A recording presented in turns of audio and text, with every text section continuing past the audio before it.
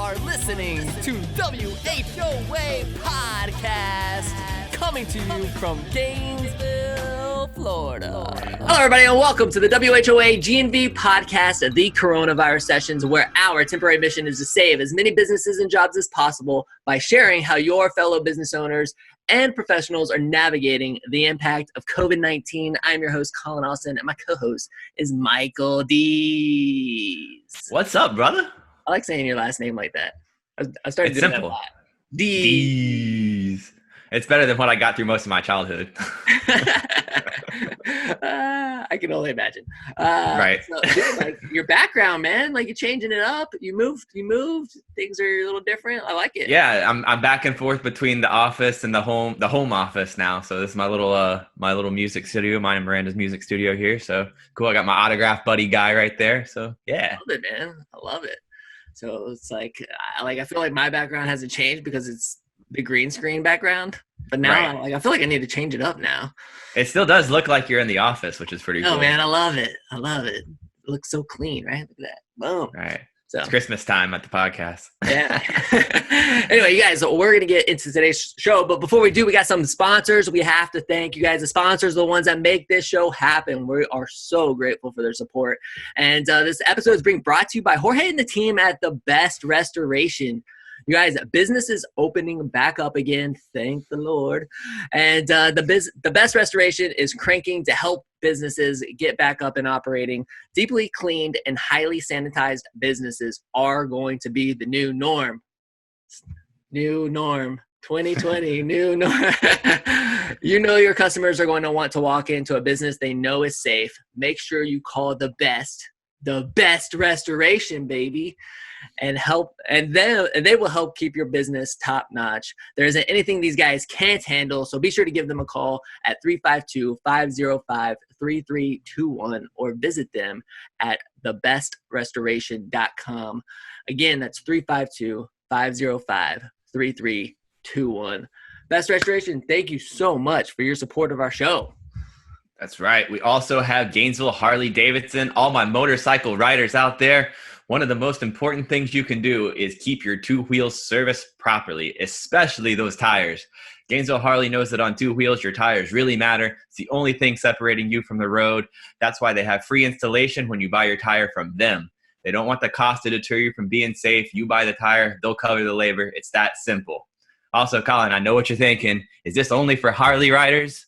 Yeah, it's exactly what I'm thinking, dude. Nope. Gainesville Harley Davidson can change tires on almost any motorcycle, so be sure to give them a call at 352-331-6363. That's 352-331-6363. And check out their awesome site at GainesvilleHarley.com. You even think about it like that when you're changing tires, dude. Like labor is always the most like expensive part of anything, right? Like Always, yeah. we see that in the scooter dealership. So people, it's always like, man, labor. Like, yeah, it's like, well, we have to pay our people. So it's the opportunity fact cost. that they're like throwing that in with the buying the tires, pretty cool. So there Time you go, is guys. money. The Best Restoration in Gainesville Harley, today's sponsors. We are so grateful for their support. And now it's time to get into the show. And I am so excited because I'm going to try to pronounce this word correctly.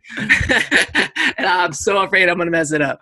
You guys, today on the show, we have Jasmine and Joshua Broadhead of Allied Capoeira. Yeah, you got it well. Capoeira. Is that right? Yeah. Capoeira. Mike, you say it. Yeah. Capoeira. Capoeira. Dude. I was having Don't show breakfast. off, Michael. Don't show off. I was having breakfast this morning, and I saw our little program notes, and I was like, I'm so excited I get to finally learn how to say that word. Anyway, guys, welcome to our show. We're excited to have you. Thanks. We're excited to be here. Super excited. So, for those who might not know what capoeira is, why don't you go ahead and explain to our audience like what it is you guys do, and we'll go from there. Yeah. So capoeira is African Brazilian martial art.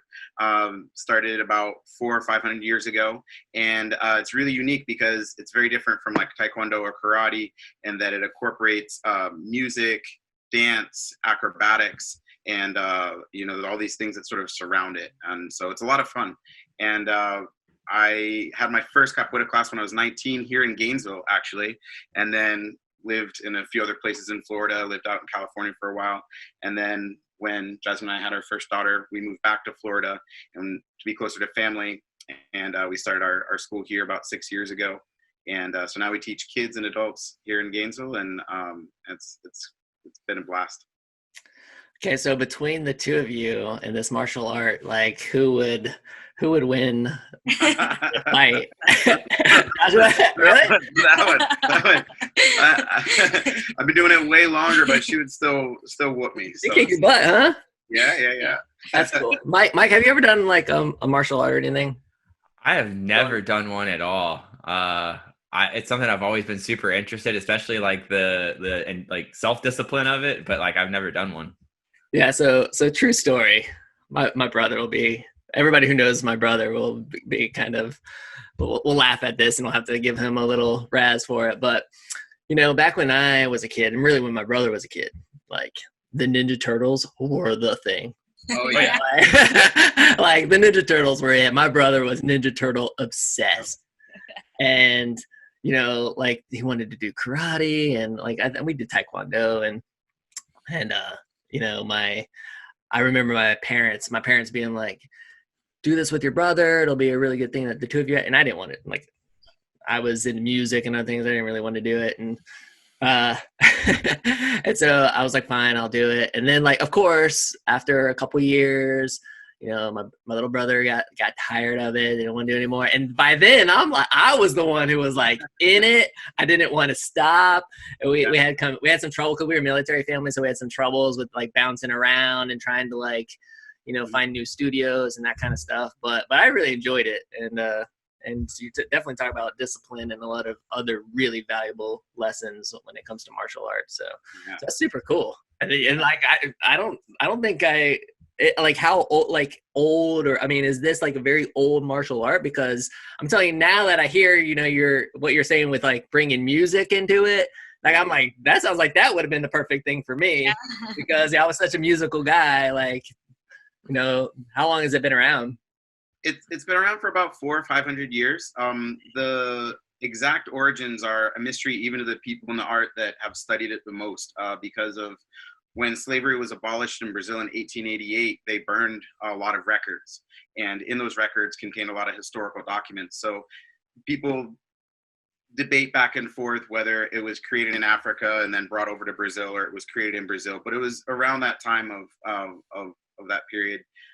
So it's about 400 or 500 years old and no one knows exactly. And it's evolved over time from a tool to fight oppressors and things like that to this beautiful thing that, you know, everybody does of all backgrounds and economic levels and brings everybody together. And the musical aspect is great. It appeals to so many people and the type of discipline is very different from the Asian martial arts and they all have their benefits. It's just a different way to expose people to martial arts and bringing the music in. We have, you know, unique instruments and all the songs are in Portuguese. And so it's pretty cool. It's really fun. It's a lot of fun. That's really cool. Is it like, do they have studios all the way, like all across the US? And I mean, is it like kind of regionalized or? Yeah. So when I first started, it was almost impossible to find a school in the US. And that was about 23 years ago. But since then, it's grown exponentially. And now it's not quite as big as Taekwondo or karate, but you can definitely find it even in smaller towns across the US. Okay, that's cool. I mean, that's why I was asking because I was like, man, like I don't remember as a kid like ever hearing of it, you know? Yeah. It was pretty small for a long time. That's really cool. So, I mean, really kind of like diving into everything that's been happening with the coronavirus over the last few months, you know, businesses shutting down. I have to imagine like your class and your structure, right, is very like you have a studio, people show up, you're dancing in person and you're doing the martial art in person. And like, I mean, is like, did you just, I assume you just like canceled classes? Like what happened initially when all this started going down for you guys? Yeah. So our, what pays the bills and feeds our family is our after school program. We have a pretty vibrant after school program and exactly like our business is 100% based around being with people and being next to people. And we have a studio and so we basically had to go from, you know, everything to nothing, zero revenue, close to zero revenue for the past 2 months.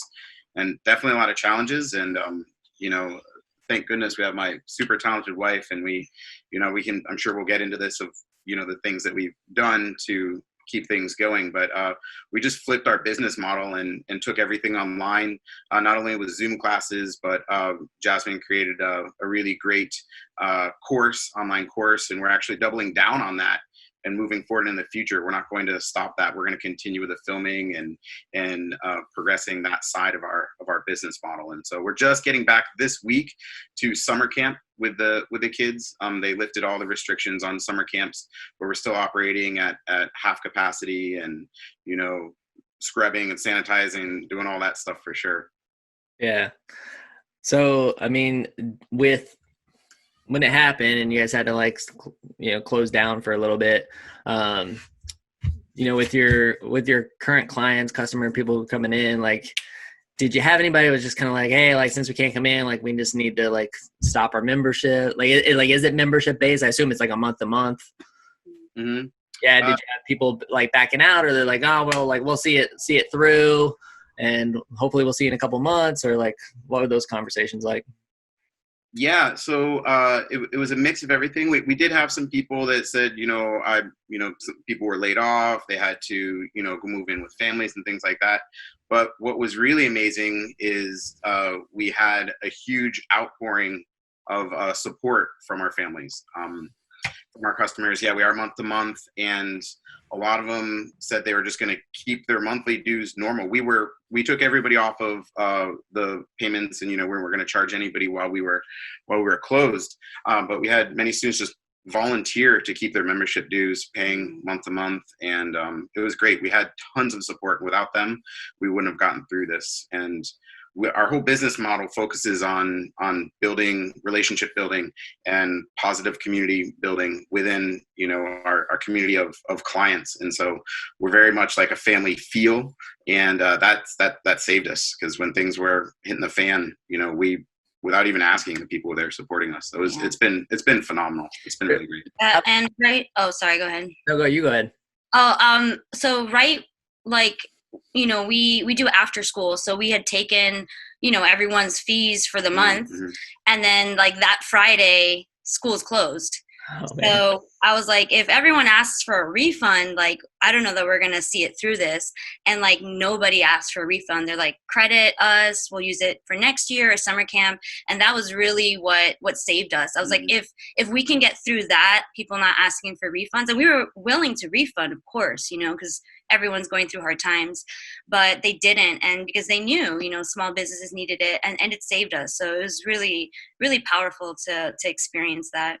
Yeah, man, that's been a really, really cool common theme throughout this, is the support of community and everybody just being all right, no, we got you guys. We gotta see it through, and that's been really inspiring. So Jasmine, Joshua was saying that there were some pivots, it sounds along the way, that maybe you had a lot of influence on. Yeah. So why don't you share some of those pivots with us and tell us, some of these new opportunities that have happened. Yeah. I went to school for acting, and I've always loved acting, but, then I met Joshua, and this whole capoeira thing took over, and I was I don't want to be an actor with kids. That didn't fit my lifestyle for what I wanted. So I kind of just put it off to the side. But then when this happened, I had wanted some kind of online business, and we have the curriculum that we teach the students. I was I'll just bring it online. We could sell it for a really affordable price. It's 8 weeks of content of classes for $40. And then people have lifetime access. So we can get capoeira into any household that wants it. We saw that with Zoom, there were challenges because, you have to be there at a certain time. Some kids just don't respond well to that. So I used stuffed animals and made these characters. I was I'm here alone. I need to get creative. So I have my little stuffed animal friends, and they help, the kids learn through it. And it was so fun. And it was I have all this time. So I was just I'm going all in, let's just go. So he took over with the kids and homeschooling, and I just busted out this course, and it's been so fun and really rewarding because people are so excited about it. So we're gonna do a second level for kids. We're gonna do one for adults, for toddlers, and so we're super excited. That's really cool. Yeah, thanks.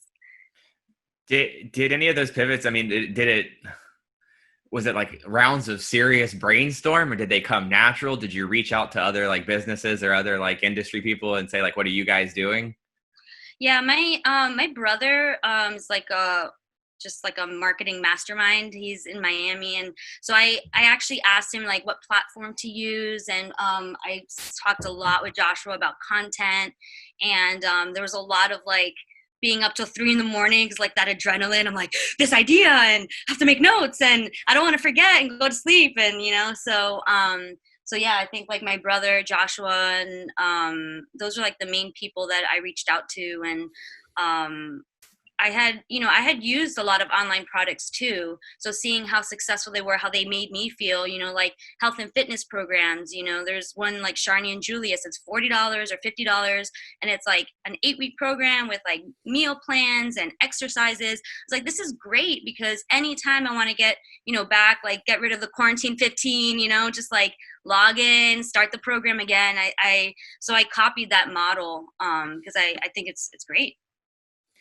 The quarantine 15 is definitely a thing, and I think a lot of people are going to be excited to lose that soon. Yeah. No, but that's been one of the themes of the podcast as we've kind of gone on is the pivots and changes that businesses have made, and it's interesting to see which are going to stick. Do you think? I mean, it sounds like a lot of them will for you. Do you think that after all this is said and done, you'll look back and this whole experience made your business better? Oh, 100%. Yeah. Definitely. We all took this time, and it was a forced break and slow down. And we did a lot of talking, a lot of soul searching about what was important to us as a family and as business owners, as wanting to be true to our art and wanting to be good, ethical, responsible business people while still maintaining a very high level of attention to our family and our family lifestyle and how much time we're spending with our kids and is it intentional and all that. And as business owners, and having kids, it's like, it's hard to balance that. And we actually really appreciated the slowdown and the future direction to take our lifestyle with these online courses where we can, we don't always have to be physically present, and we can batch do a bunch of work, just bust it out, work really hard for a couple months, and then hang out and give lots of attention to our family, travel and just enjoy this life a little bit more. So it's absolutely going to change us for the better. We are scaling down our after school program for next year. We were ramping up. We were getting ready to open a second location, and we were buying new vehicles and doing all this stuff. And I wanted a second and a third location. You know what? We decided we're going to actually focus more on quality. Our one location does great for our family, for our lifestyle.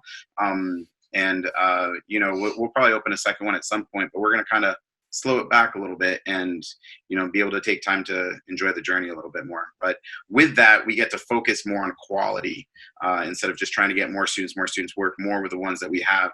And we're actually already full for next year, just where we're at. So we're on a wait list. Actually. We're on a wait list now. Yeah. So everything's good. We're in great shape, and now getting to focus on quality. We're investing a lot more in our staff as well, staff trainings, bringing others up, management leadership development. And so it's cool. So yeah, absolutely. We're coming through this multiple times better. That's awesome.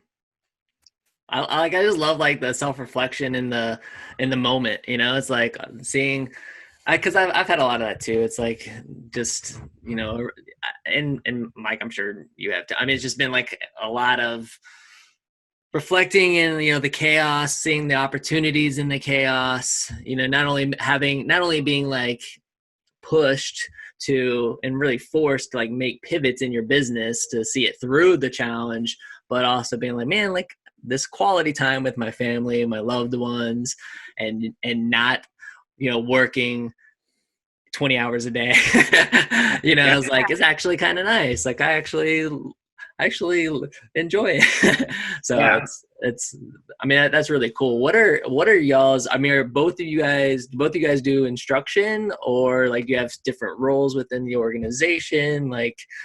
How do you, because one of the things we've done husband wife episodes and stuff in the past, and I always love it because it's like my wife just can't even stand seeing me all that time. So like for business, for, you know, couples who are not only, you know, living with each other all the time and then working with each other all the time, like, do you guys just get tired of each other? What are your roles?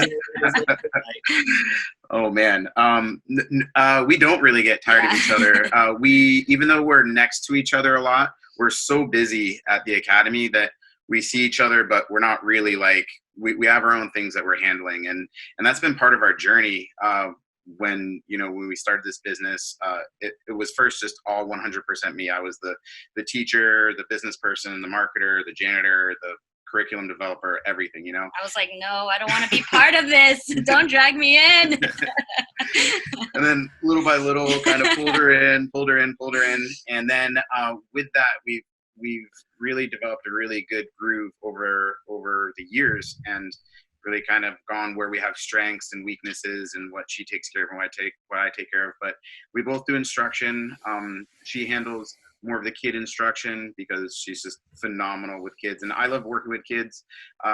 But she does better. She does better, and so that's something we always try to do is, if someone's better than you at something, put them in that role. And so I handle more of like the overall direction of our school and business and kind of the big picture thinking, and she's the one that goes in and kind of makes all that magic happen. I get the big ideas and she goes, okay, well, here's what we need to do. And yeah. And we switch roles, like depending on what's going on. Like we totally switched roles when the shutdowns happen, and I think that's for us what makes it work. And like if I'm struggling with something, then it's like, all right, you take it on, or like working with kids is hard. So sometimes like we need breaks from teaching them or disciplining them. So like we're constantly switching roles to stay like fresh and engaged. So that's something that we have found that works really well for us. Cool. I'm curious, when you said that there's a lot of music involved and this has been around for 400 to 500 years. Does the music evolve, or are these all like historic songs? Does anyone make new music for the classes and programs? Yeah, so we're both Jasmine and I are pretty like obsessed with music, and I'm crazy obsessed with the musical aspect along with all the other parts. So there's it's all of what you said. There's historical, like public domain music that's just been around forever and ever. Nobody knows who wrote some of the songs. There's new music being written constantly. I'm in a WhatsApp group with some of the like top people in the music world of capoeira, and where they just like post stuff that they're writing on the fly, and it's really cool. And there's all these different influences, and just like pop music in any country, it kind of over 10-year periods kind of goes things that it emphasizes, and the musicality of it and the way the lyrics are put together. And the songs are cool. They range from songs about historical events in capoeira and Brazilian history to fun songs, to songs that are just sounds just to make something sound good. There's songs that joke. There's songs that like do everything in between. Songs about love, of course, and so it's cool. And they're all different lengths, and yeah, so it runs all of that. Really so cool. If I was going to spin around after our podcast here and make a good capoeira song, like what are the core elements? What do I need to know what does a trademark capoeira song sound like? So I come to look at capoeira music in terms of like preferences, and not that like this is bad or worse, because there's a lot of different ways to go about writing capoeira music. So in the 90s and early 2000s, kind of what was popular in capoeira music was very long written, very poetic stuff that even if you had a master's degree in Brazilian literature and you were a native speaker, it would be like almost impossible to like sing this whole thing back. My preference is more of like short back and forth songs that might have something where the person leading has something like a little more complex, some variation to it, but the response back, all the songs are call and response. One person sings a call and then a group of people respond back with like a set thing. So I like a easy response, something that like rhythmically everybody can kind of jump on pretty easily, and because really the purpose of the music is to kind of like give energy. Like the music at a dance club is there to give like energy for the dancers, and so that's what the purpose is there. So you want something that all the people can kind of jump onto, rather than like a studio produced you know. And again, that's just my preference. But there's studio produced music that's fantastic. So yeah. We got to wrap up in a second, but before we do, I want to ask one last question of Jasmine, which is, how do I pull my wife into working with me?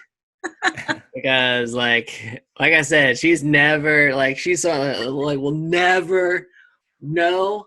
I mean, same thing, like stay away. I will never work with you. And it's like, I'm an entrepreneur of 16 years.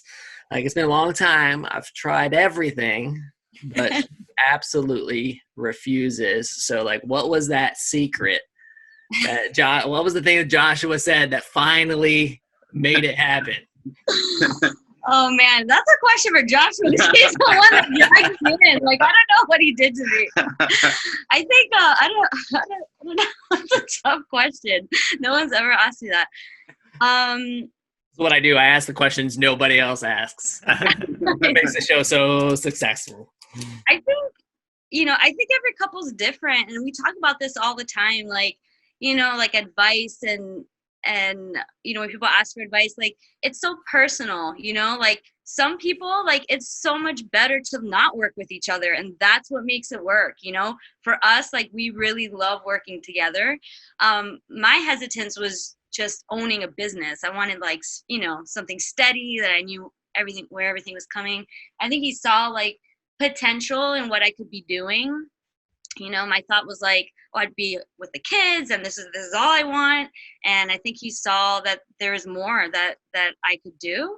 But I think it's really, it's really personal. And I don't know what you have to say. Help me.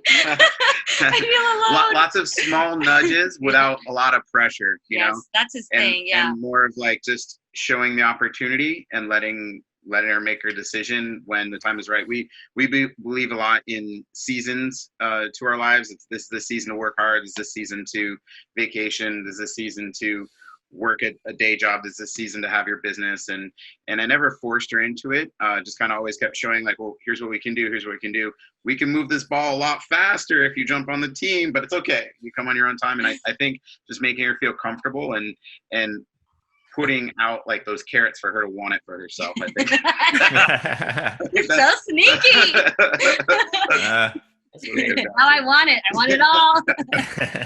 That's awesome. All right. So my last question, I'm curious what a newcomer looks like. What are the big challenges for someone that's never done it before? And then on the flip side of that, what does a seasoned vet look like? How smooth are they with it? Yeah. So we get beginners that look like everything. We have college athletes come in and do capoeira. We work so much. We talked a lot about music so far on the podcast, but we work so much on mobility and keeping healthy. And the type of mobility is really attractive to other athletes. The type of mobility that we work with, a lot of hips, hip mobility, which is key for like football or soccer, all that stuff. But we have old people, young people, people in shape, people out of shape, looking to get in shape. So the beginners look like. What about people with bad rhythm? That was me. That was me. I was like, I had none of the prerequisites when I started, like zero. And that's one thing that I fell in love with. I got made fun of my singing voice when I was in high school. I couldn't fight. I couldn't dance. I couldn't play any instruments. I couldn't flip. None of those things. And now, so I love how you're just like, let me just combine all of these things. Oh my God. At one time. Exactly. And I just turned 42, and I can still flip. I can still kick and punch. And it's so. And then I'm just some small fish. They're like just phenoms in the capoeira world that just look like magic. And with the way they can move and the things they can do are outstanding. And you can just Google YouTube videos of it, and the more I do it, the more I'm in awe of like the things that these people can do with their bodies is it's insane. It's crazy. The movement in capoeira is ridiculous. So yeah, the top people are just, they don't even look human. That's awesome. Yeah, I can speak from experience. Like, I'm much better at playing rhythm than I am moving at rhythm, Like, I don't know. It's just something that's never really clicked for me, but yeah. Awesome. Well, we got to wrap it up. Why don't you tell everybody where we can connect with you? Oh, okay. At Capoeira Gainesville on Instagram, Allied Capoeira League Gainesville on Facebook, and or capoeiragainesville.com is our website. And because we have so much of our audience who is listening, why don't you spell capoeira? Yeah, good. Capoeira is CAPOEIRA. Capoeira. Cool.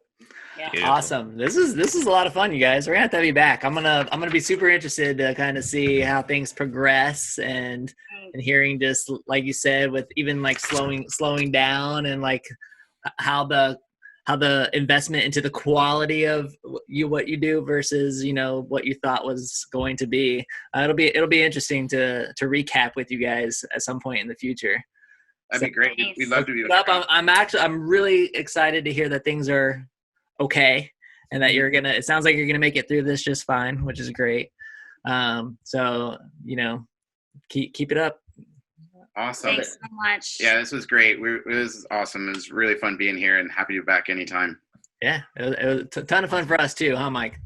Yeah, no, I mean, I got a lot out of it. I love talking about music. I love learning words that I couldn't pronounce. I drive by all the time, and I'm like, cap. Yeah, no, so that's fantastic. Exactly. Love it. Awesome. Well, there you go, everybody. Thank you for listening to another episode as we still continue to navigate this coronavirus. And, we're at a stage now. We're recording on what's today? June 4th.